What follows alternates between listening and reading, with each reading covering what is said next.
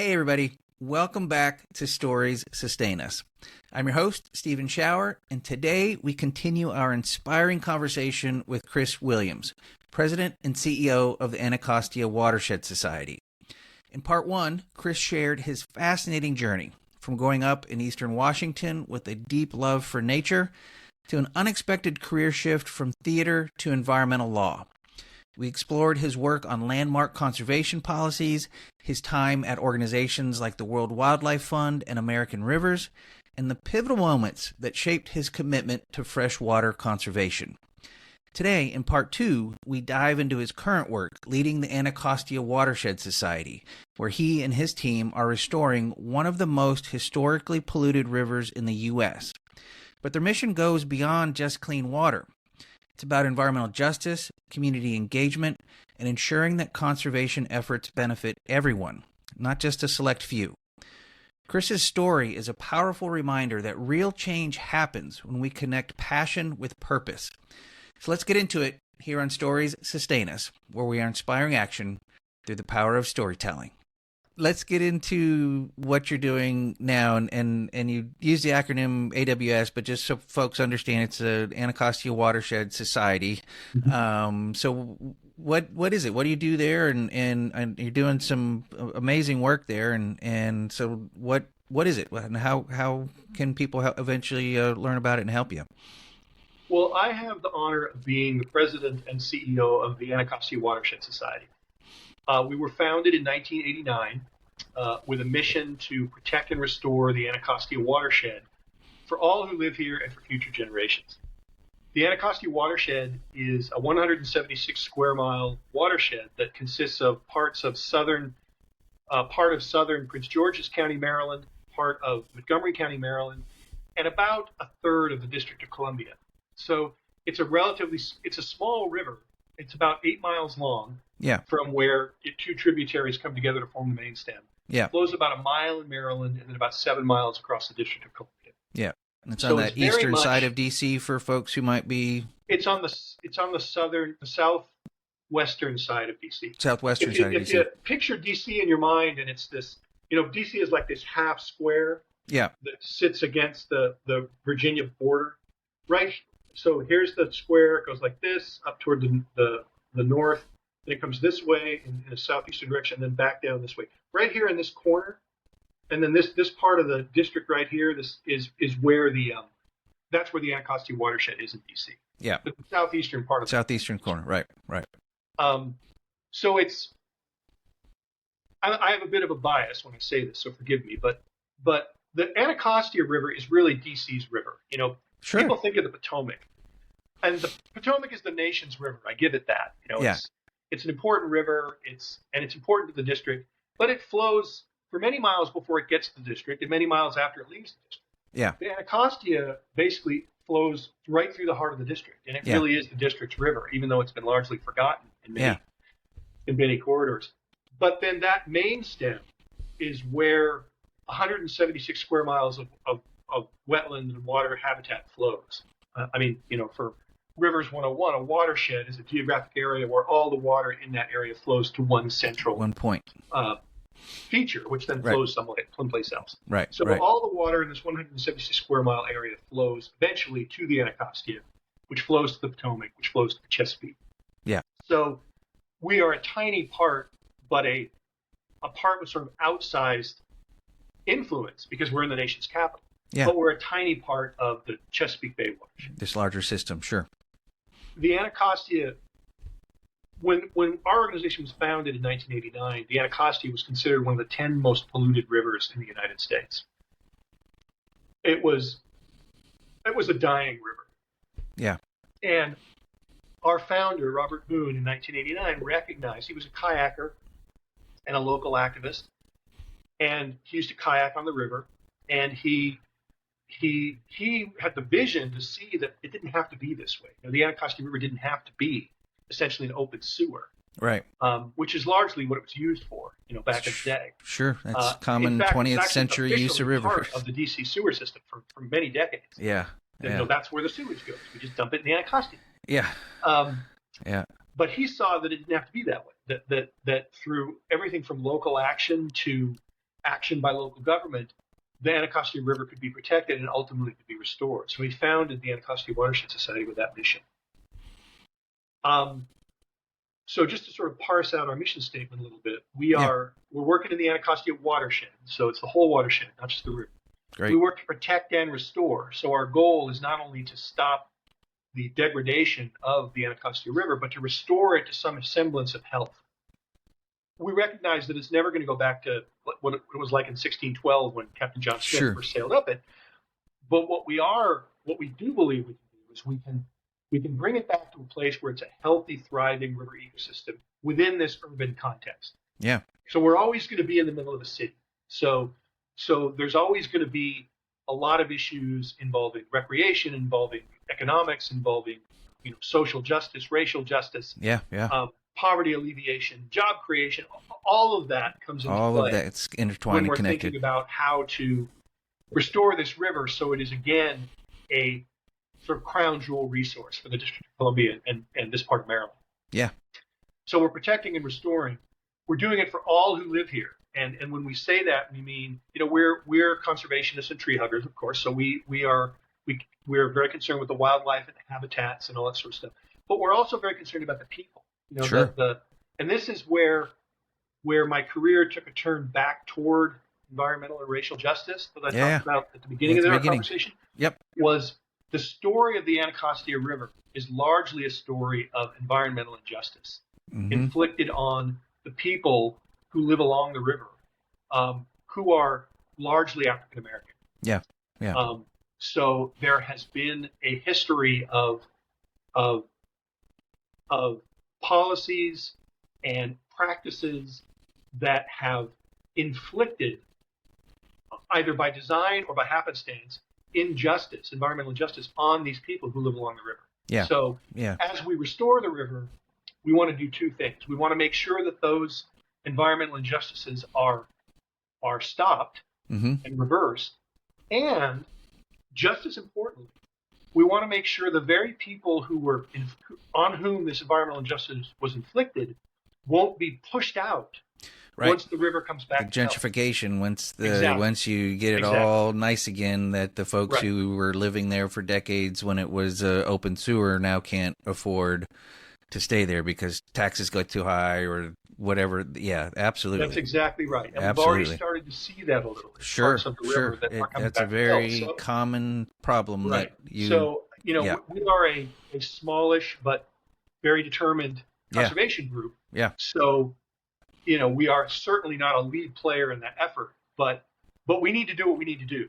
Sure, make sure you have a role to play. Second wave of injustice doesn't happen to these folks as they live along the river. And then the last part of our mission statement is for future generations. So we're concerned with the now, but we're also concerned with the stewardship of the river in the long term and preparing the community through policy work, through education programs, through outreach to act as stewards for the resource going into the future, long after you and I are gone. Yeah. So so that's what we're about. And we do that in four basic ways. We do a lot of different stuff, but it can be basically put into four categories. One is conservation field work. We're very active actually on the ground doing projects to restore wetlands habitat, restore wildlife habitat, clear invasive species. Yeah. Do what we can to make the natural systems of the river as healthy as possible through on-the-ground field work. Yeah. We have a very active policy program working at all levels of government. And because Anacostia River is in the district, even though it's a tiny little river, there's a lot of federal level work, there's district level work, there's state level work in Maryland, there's county level work in Prince George's and Montgomery. So we work at all levels of government to advocate for policies that promote water quality, improve water quality, and promote investment in restoration projects. Yeah. The third leg of that stool is education. We have a really active education program. It's something we're very proud of. We are in Prince George's County, Montgomery County, and district schools, working with school kids.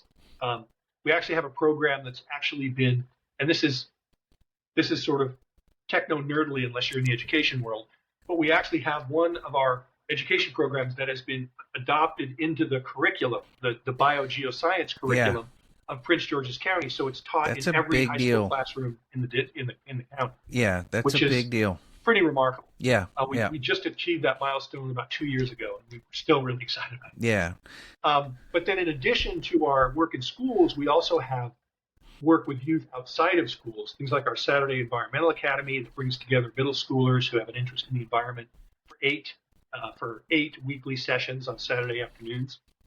And we're starting a summer environmental academy now for someplace that kids or that parents can send their kids in the summer to learn about the river and the environment. And we have a set of adult education programs that all important. Yeah, educate adults about the ecology of the river system and its conservation. And also, one of those programs is directed at community leaders. So you can arm community leaders who have a passion. Get them the education that they need to get the job done. Yeah. And then the fourth set of programs are volunteer and recreation. Yeah. Which sort of goes back to our original, to our founder, his original vision. Because the first thing Robert Boone realized was, if people don't know about it, they won't care about it. If they don't care about it, they won't do anything. Exactly. So he started trash cleanups and kayak trips and boat tours and volunteer opportunities of all kinds to bring folks down to the river to not only experience the resource, what it is now, what it could be again, but also to become active in its conservation. Yeah.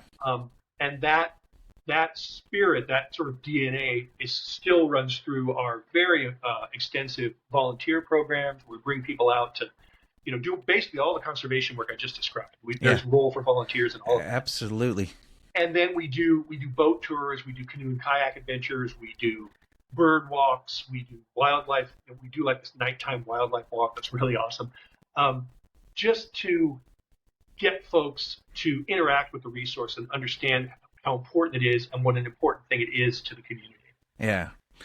All of that is so incredible and something I can relate closely with to my 15 plus years at the San Antonio River Authority in all of those mechanisms and means of communicating with the public and engaging with policymakers. All of that is so critically important, and your the message about getting people out there, your founder's message that if you get people onto the river, even if it's seeing the mess that it is, you can still generate that passion, generate that care. If they can't see it, if they can't enjoy it, if they can't engage with it, like you said, they're not going to care about it.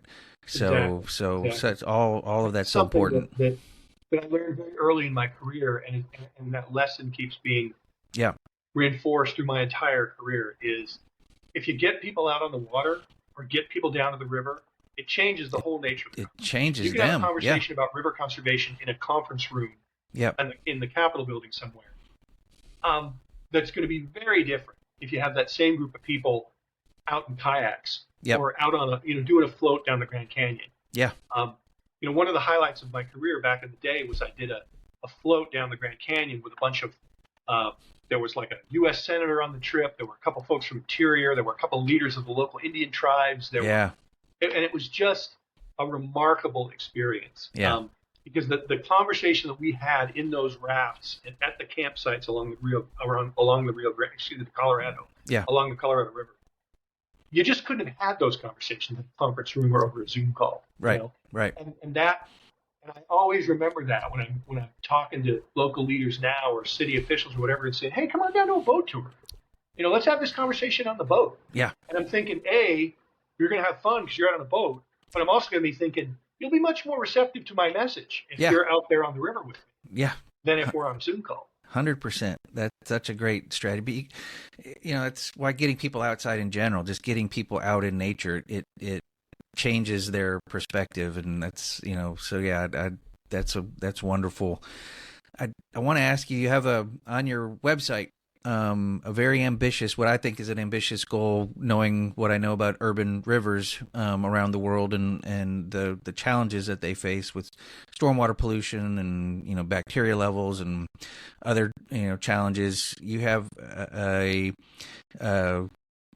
making the river swimmable and fishable by 2025 on kind of plastered on your homepage.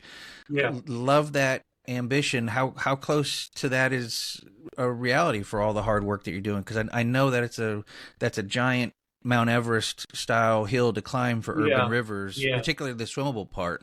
The fishing part is more easier to attain often, but the because of stormwater pollution and the ease of bacteria to shoot up and making it a little unsafe for human contact. Are you guys getting there? Are you close to it? Are you going to get it? We're making good progress, and I'll That's give you wonderful. the details. Yeah. But first, I just want to say that when I was talking about the 4 areas that we work on, and I was talking about restoration, I didn't talk much about water quality, which was sort of an important omission on my part, because the first mission of this organization, which we realized from the start, was to clean up the water quality, was to improve the water quality of the river. Sure. Because nothing else I talked about is possible unless we handle on water quality. So we've been working for many, many years, again, at the sort of big picture policy level down to local cleanups to improve the water quality of the river, to reduce the levels of fecal matter, to reduce industrial pollutants, to get rid of trash and garbage. The Anacostia River was and is still one of only 3 bodies of water in the country that is regulated by the federal government for trash. That's how bad the trash problem was and is here on the Anacostia. So water quality is a huge part of what we do. Yeah. And that was embodied in that battle cry that we started using about 10 to 15 years ago, which was fishable, swimmable by 2025. Yeah. The underlying rationale behind that is there's a set of pollutants that keep the river from being swimmable. And there's a different set of pollutants that keep the river from being fishable. Yeah. So if you get the river to fishable, swimmable, you have achieved tremendous progress. Amazing progress, yeah. In cleaning up the river. You're not at the goal line yet. Right. Because there's a lot of water quality issues that still exist even if the river's fishable, swimmable, but you've made tremendous progress. Yeah. So, important announcement. We are not going to make it by 2025. Yeah. Though your listeners may know that it's already 2025 now. Yeah. And we are not ready to declare the river fishable or swimmable. But we have made tremendous progress toward that goal. And actually, we have hit a milestone in 2025 in that as of this year, according to EPA water quality standards, the river, most days of the year in most places, is swimmable. Yeah, yeah. Again, if you're going by that technical definition. Yeah.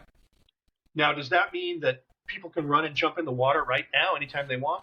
No, because there's a lot of other issues that go into swimming, including making sure that there is a system in place so that people know if there's a day or a time or a place when it's not safe to swim. Right. We don't have such infrastructure in place. I mean, it exists, but it's not readily accessible. There's no physical infrastructure for swimming right now. There's no docks or swimming holes or places where lifeguards are on duty or places that are roped off for swimming. Right. We also have a community along the river that hasn't been allowed to swim in it for 50 years. That prohibition's been in place for over 50 years. Yeah. So a lot of the local communities, when we and some of our partners started talking about a fishable Anacostia, they said, well, even if that resource exists, we can't access it because we don't have a culture of swimming. Many of our kids don't know how to swim. Yeah. So there's all sorts of issues that go into writ large making the river swimmable. Yep. But again, as a technical matter, many days of the year in many parts of the river, it is swimmable. Yeah. And that sounds a little weaselly, and it is, but you couldn't say that a few years ago. Yeah. A few years ago, it would be folly to say, oh yeah, it's safe to swim in here today. Yeah. So it actually represents tremendous progress. It does, and I understand the language and the nuances because of my freshwater background and everything, and for those listening or watching who might be like, well, what does that mean? It's sometimes swimmable, but not, and correct me if I'm off base here, Chris, but generally the way bacteria readings are done, there's this kind of weird mathy geometric mean kind of thing that's put into it, and so yes, on most days you can have a river that has rivers are always going to have bacteria in it, so any rivers Yes. It's Exactly. good advice to wash your hands and not, rub your eyes and drink the river untreated, Mm-hmm. even under the best of circumstances, because there's always going to Exactly. be some degree of bacteria in there. So, but what has been deemed kind of the level of safe for human recreation or not safe for human recreation, you can have a river meet that most days technically, but because of a post-storm event when storm water comes in and washes all kinds of other pollutants, and that's when bacteria levels shoot up, and those bacteria levels can spike so incredibly high that they then they throw off the geometric mean for the remainder of the year. So even though most days it's fine, you're technically not meeting that standard because of those incredibly high spikes following rain events. So that, I think, for maybe the non-river nerds like me and Chris listening or watching, if you're wondering how is that possible, Yeah. it's really also an indicator of the significance of treating stormwater and Mm-hmm.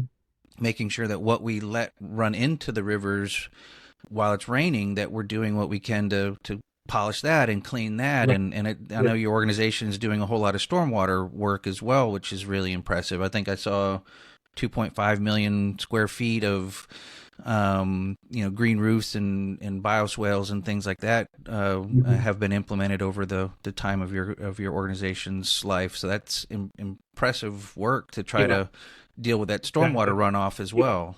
That's a really helpful explanation. That'll really help your listeners understand what I'm talking about. And the thing that I would sort of re-emphasize, sort of cap off the swimmable conversation, is again the fact that the river is swimmable many days of the year, many places on the river, represents a tremendous change from Huge. 10, 15, 20 years ago. Yeah. When back in the day, 20 years ago, we weren't talking about swimmable, fishable. We were talking about boatable, swimmable, Sure. fishable, because the river was so polluted that you didn't want to get it on your skin for any Right. length of time. We don't talk about boatable anymore because we've gotten to the point where Yeah. the water quality has improved to the point where you don't have to be afraid of getting a rash or getting sick if you fall off your paddleboard Your kayak, or yeah. kayak or something Yeah. like that. So, Yeah.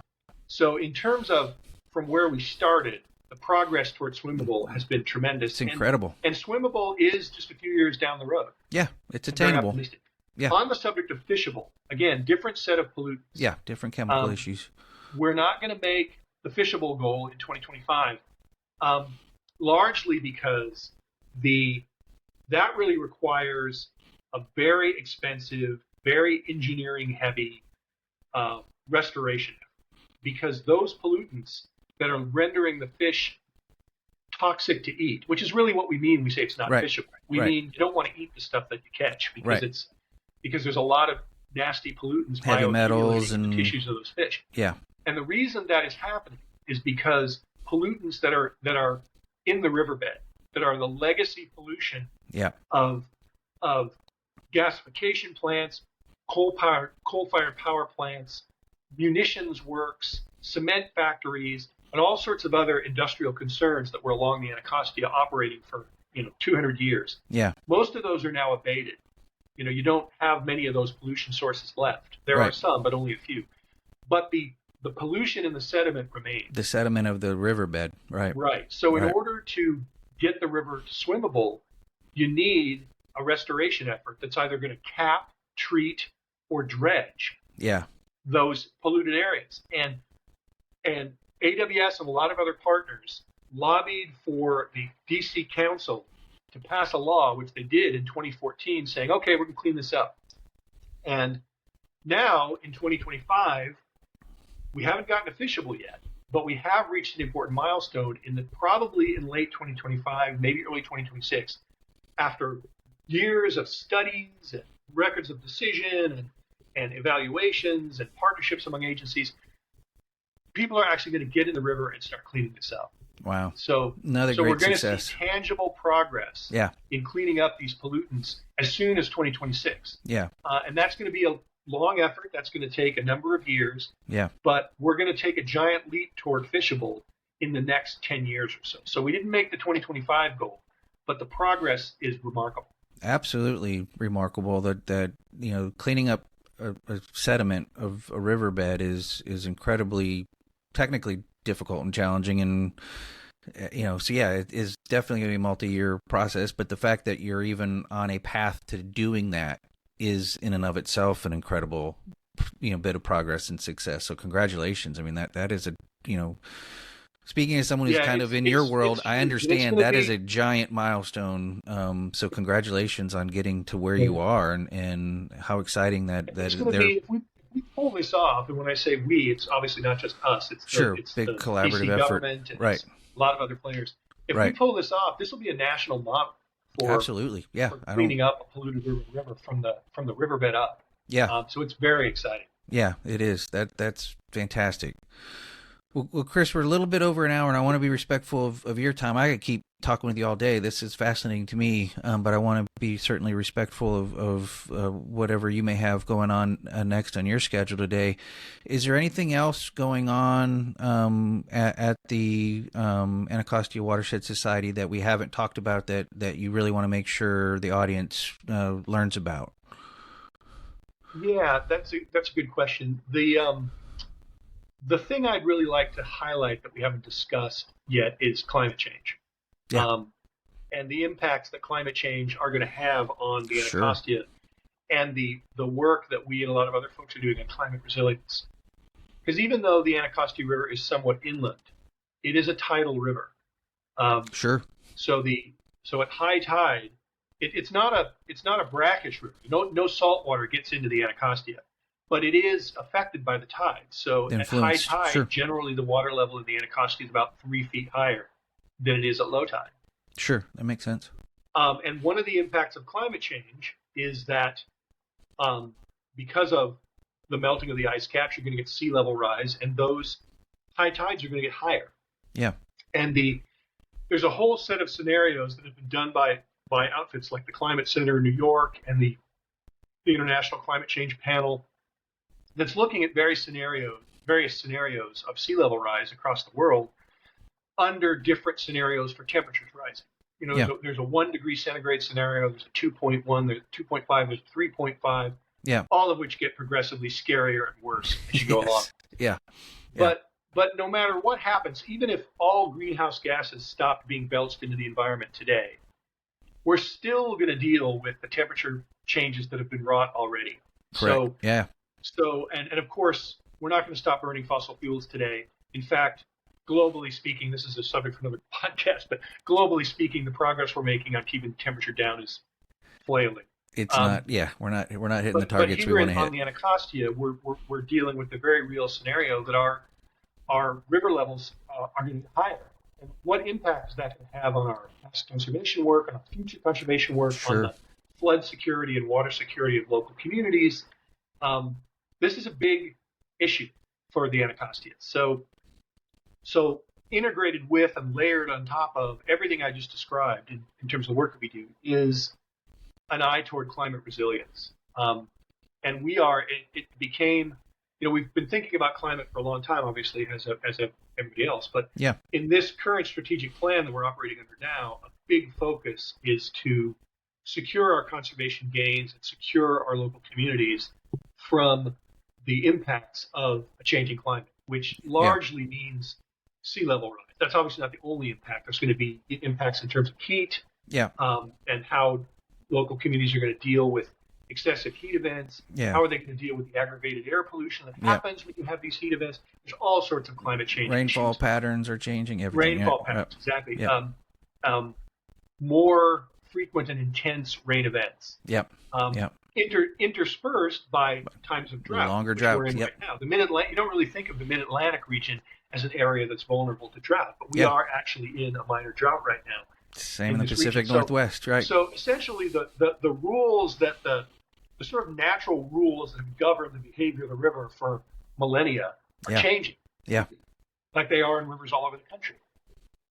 And so working to ensure that our systems are, both our neighborhoods and our natural systems are climate resilient is a big focus of the work that we're doing. And of course, the number one, anytime you talk to a climate scientist, they say the number one thing you need to do to insulate your natural systems from climate change is make sure they're healthy as possible. So So we've added to our arguments the fact that, if we want to hang on to the natural resources we have to make them as resilient and as healthy as possible. Yeah. But also things like there's very real things we can do in terms of the real secret to the not so secret to ensuring a healthy river system in the face of climate change is to make sure that river has room to roam, make sure the water has places to go during high water events. Yeah.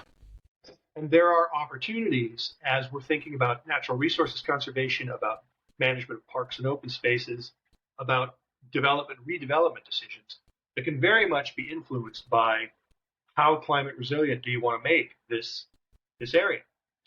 And right now, all up and down the main stem of the river, there are stakeholder-driven processes going on right now to determine the future of parks and wetlands and natural areas all up and down the system. Yeah. And so we're working to ensure that as those decisions are being made individually and collectively, they are taking into account a river that might at high tide be 3 foot, 5 foot, 6 foot higher than this today. Yeah. So some of this is nature conservation. Some of this is just sort of nuts and bolts civil engineering. How are you going to manage your urbanscape in the face of the fact that these rivers and these streams are rising? And there's all sorts of strategies, which we don't have time to get into today, about how you do that. But that's become a very much central to our thinking in a way that it probably wasn't 10 years ago. Sure. Well, that makes a lot of sense. Thank you for bringing that up too, because that is critically important, not just for where you are, but for really around the world. Coastal communities and riverine systems around the world are having to face these challenges. And as we've emphasized before in other contexts, it's a particular challenge for an urban river system. The climate change challenges for a wild and scenic river out in Montana somewhere is very different than the climate change challenges for an urban river like the Anacostia or the Charles or the Duwamish in Seattle, or places like that. Yep, absolutely. Well, all fascinating and important and critical work. So kudos to you and your team for everything that you're doing there. And what? Yeah, a quick shout out to the team. This podcast. You've been talking to me, and I've been talking about all the great stuff I do. But we have a small but mighty staff of 18, and they're all incredibly committed and dedicated to what they're doing. And it's this multidisciplinary team of scientists and activists and educators, and communicators, fundraisers, and they all just do remarkable work under tremendous odds to accomplish these sorts of things that I've been talking about. So a big tip of the hat to the crew here at AWS. Yeah, and specifically want to thank Keisha as well for her coordination, working with her to make this happen. So when she listens or watches this, I want to make sure she gets a call out and a specific bit of gratitude for me for her help for making this happen, because this has been a great conversation, and I'm really grateful for your time and for all that you and your team are doing there in the DC area to make your watershed a better place, but demonstrating how people around the world can make their watershed a better place as well by following your example. So well, thank you, Stephen. This has been a real pleasure. And if you do ever want to circle back to me and talk Grand Canyon or Rio Grande, I will. Water issues writ large, there could be a part 2 with you coming up. Well, before I let you get on with the rest of your day, Chris, what's a call to action? What do you want people to do now that they've heard your story and heard all the great things that you're doing there? How do you want people to take this information and be inspired by it and go do something now? Because we want people to get involved and get active after they hear these stories. So what's your call to action for folks? I am so glad you asked. There's a sort of common refrain amongst folks who are working in the water space when asked, what can you do? You can not dump chemicals on your lawn. Just be mindful of the things you're dumping into your storm drain. You can support your local conservation group. Hint, hint. You can stop using single-use plastic bottles and switch over to reusable containers. And all of those things. And when I was working globally, I was thinking, yeah, that's all good conventional wisdom, but when I'm working at this global level, it doesn't seem really resonant. And the same was true when I worked at the national level. But now I'm working at the local level. Yeah. And I have an understanding that I didn't before of how incredibly important that individual activity is. Not just locally, but nationally and globally. So all those things that we tell you to do on our websites, conserve water, don't dump nasty things in the storm drain, dispose of your paint properly, dispose of chemicals properly. Don't use chemicals at all if you can avoid it. Yeah. Use reusable beverage containers. Don't use, single-use plastic bottles because those end up in the river. Yeah. That stuff's really important. It matters. Yeah. To stick with the plastic bottle example for a minute, right now, one of the things that we're working on at the policy level is a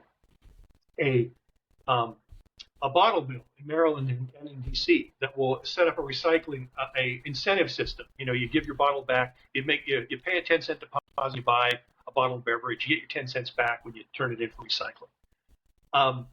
And if that's put in place, it could be a game changer for trash pollution in the Anacostia River.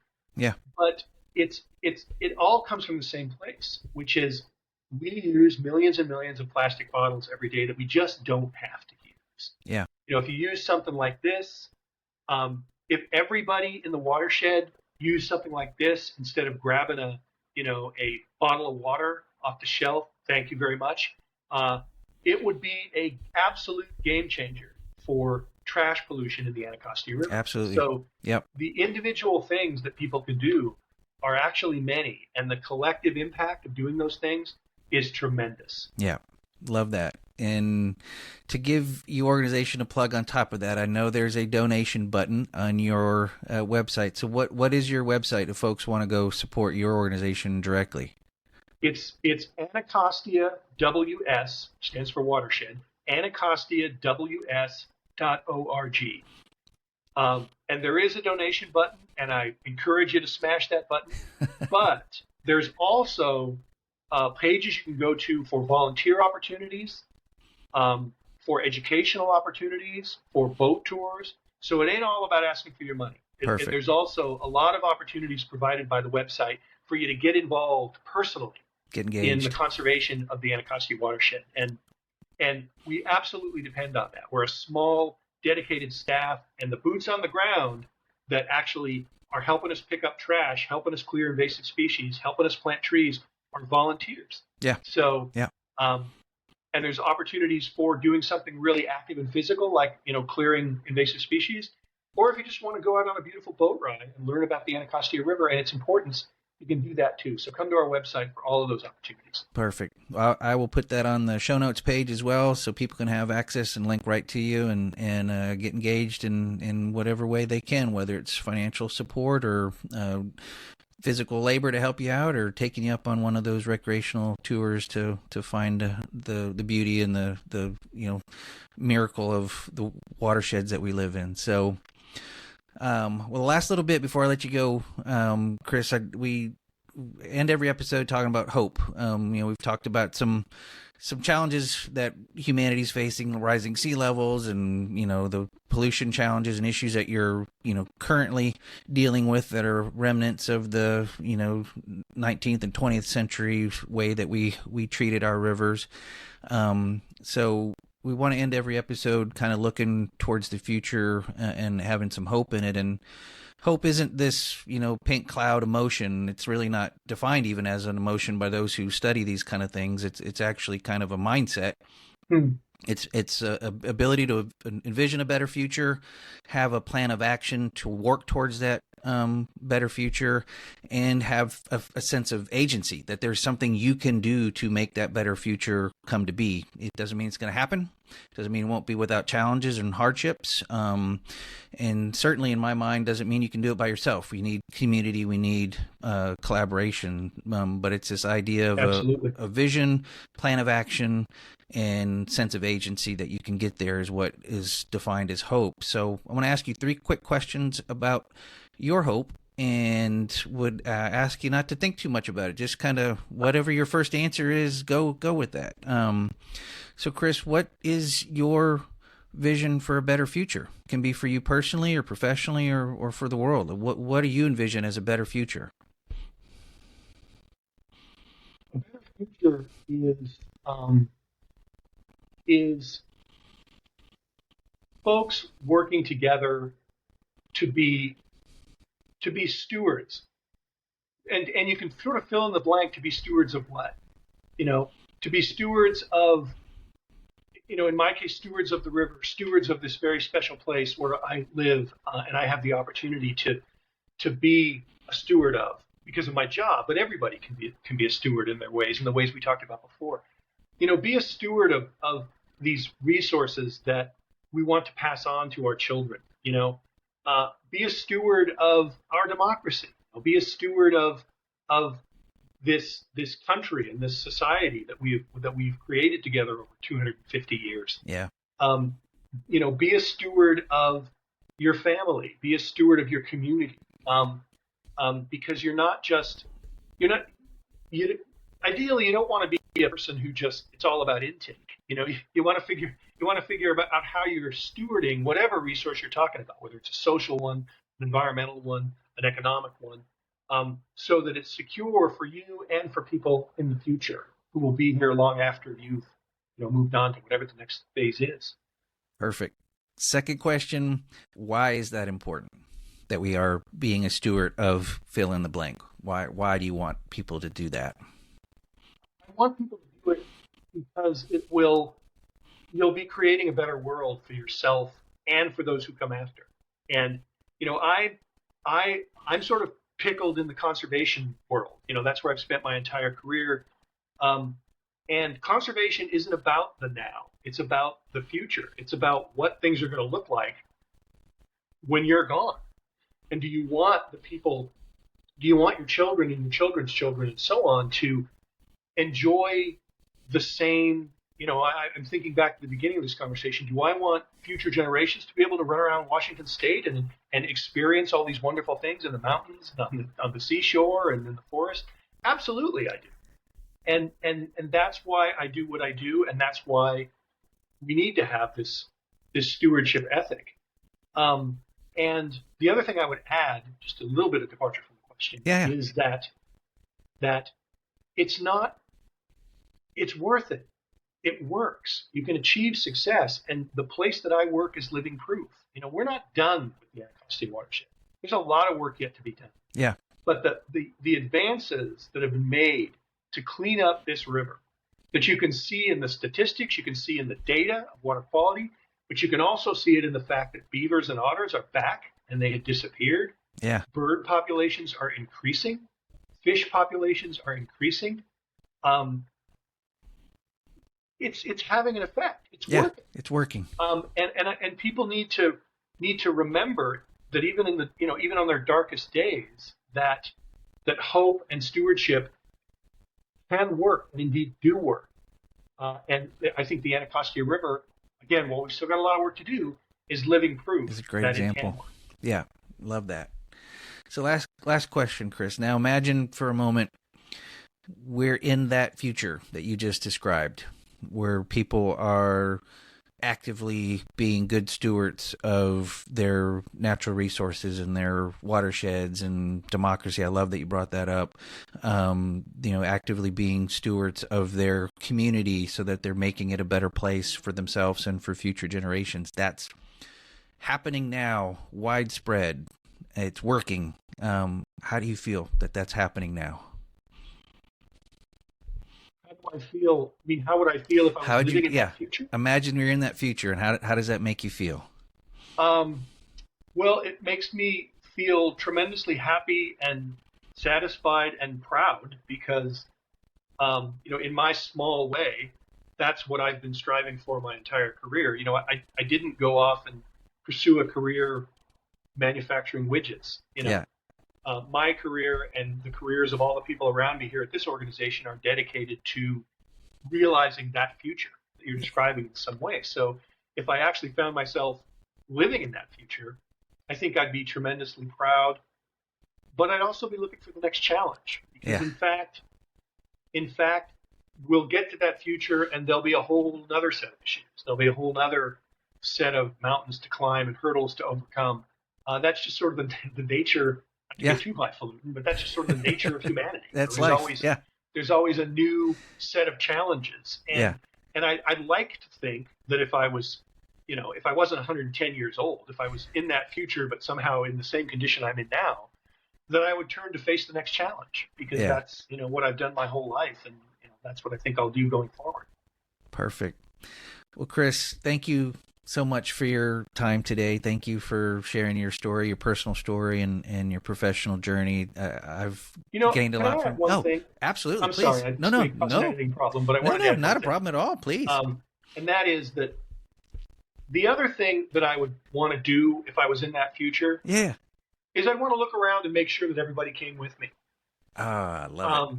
Love it. Thanks for adding that. And that's because that's so important. Yeah. Generally, but it's really important to the work that we do in the Anacostia Watershed. Yeah. Is, in any sort of advance, whether it's environmental or social or whatever, you always have to look around and make sure that everybody's with you. Yeah. And so that's one of the things that I would do, is I would look to my right and to my left, I'd look behind me, and make sure. And I would only sort of get that feeling of total satisfaction if I was confident that everybody else had come along with me as I moved into that future. Wow. I think that's vitally important. I think that's something people forget when they're thinking about, what the future is going to look like. Yeah, it's not just about how you are benefiting, and that speaks, I think, volumes to your heart of social justice and environmental justice, and thank you for sharing that, because that is incredibly important. That it's if life's going great for me, but all my neighbors around me are not doing so well, then that's not. I'll never forget when I was very young. When I was probably just out of high school. When I was talking with a friend of mine. This was well, I won't say what political era it was, but this was at a time of sort of political change, and I was saying to this friend of mine who had different political views than mine. Yeah. I was talking about all the litany of social ills that were happening and whether this new incoming administration was going to deal with them. Yeah. And his response after a long pause was, "Well, I'm doing okay." And I was so, and I remember that moment like it was yesterday. Yeah. Because it's so crystallized for me, the thinking I was just describing to you about sort of making sure everybody's coming along with you. Yeah. Yeah. Well, thank you so much for adding that on to the end, because that is so incredibly important. And we need to be making sure we're, carrying and bringing along and making sure that community in its entirety, a better future for all means a better future for all. Absolutely. So thank you for emphasizing that point here at the end. That's so important. So with that, Chris, again, thank you so much for your time. I know we ran a little bit longer today, but the conversation was so engaging. I appreciate your time and appreciate what you've been doing throughout your career and what you are doing there in D.C. And I'm going to take you up on one of those boat rides if I get out there to D.C. for a lobbying trip on my own. I'm going to hit you up for a boat ride. Maybe we can pick up a few things while we're out there as well. But want to make sure. Make it happen, Steve. Perfect. Well, thank you, Chris, for your time, and wish you all the best and continue all the amazing work that you and your team are doing. Thank you for what you do. Thank you. It's been my pleasure. All right. What an incredible two-part conversation with Chris Williams. Over these past two episodes, we've explored his remarkable journey from growing up with a love for nature in eastern Washington to his work shaping environmental policy and conservation efforts across the country and the world.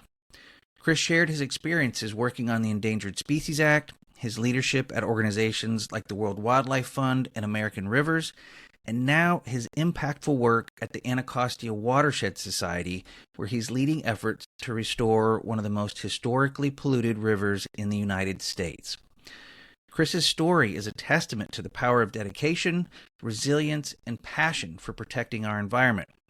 His career is not just impressive to me, it's inspiring. From policy work to hands-on conservation, he has demonstrated that real change happens when we combine expertise with a deep commitment to community engagement and justice. And kudos to Chris and everyone who has worked so hard for decades to improve the Anacostia River. It's now boatable, darn near swimmable, and efforts are being made to make it fishable. Look, having spent most of my career in support of freshwater systems, I know what's being accomplished along the Anacostia River is incredible. And as Chris so rightly pointed out, doing this work with environmental justice in mind is so important, because we want the folks who lived by the polluted river for decades to still be able to live by the river when it's restored. So, again, congratulations to Chris, the entire team at the Anacostia Watershed Society, and all the partners and interested parties who are making a real difference for the Anacostia watershed in our nation's capital. So let me thank Chris one more time for sharing his journey with us and for his tireless efforts to make the world a better place. If you've been inspired by Chris's story, there are so many ways you can take action in your own community. Get involved with local conservation groups, advocate for cleaner waterways, support policies that protect our environment, and educate others about the importance of environmental justice.